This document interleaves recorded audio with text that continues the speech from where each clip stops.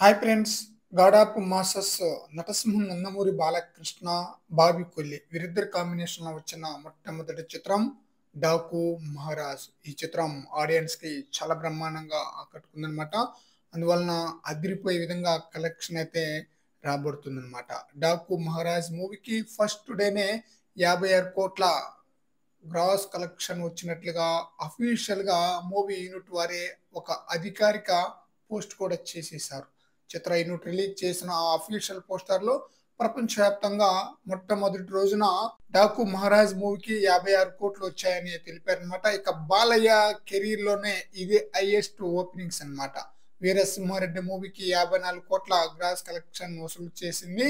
ఈ చిత్రం 56,00,00,000 వరకు గ్రాస్ కలెక్షన్ వసూలు చేసింది. 'డాకు మహారాజ్' దెబ్బకు బాలయ్య సరికొత్త రికార్డులనే తిరగరాసేలా ఉన్నారు. ఈ చిత్రం రిలీజ్ అయ్యి ఈ రోజుకి మూడో రోజు అన్నమాట. ఈ రోజుతో ఖచ్చితంగా 100,00,00,000కు పైగానే గ్రాస్ కలెక్షన్ రాబట్టే ఛాన్స్ అయితే ఉందన్నమాట.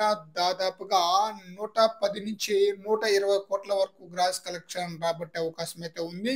మరి చూడాలి లాంగ్ రన్‌లో ఈ మూవీ ఎంత వరకు కలెక్షన్స్ వసూలు చేస్తుందనేది. ఫ్రెండ్స్, మీ యొక్క అభిప్రాయ ప్రకారం లాంగ్ రన్‌లో ఈ మూవీ ఎంత వరకు కలెక్షన్ వసూలు చేసే అవకాశం ఉంది అనేది మీ యొక్క అభిప్రాయాన్ని కామెంట్ సెక్షన్‌లో తెలియజేయండి ఫ్రెండ్స్.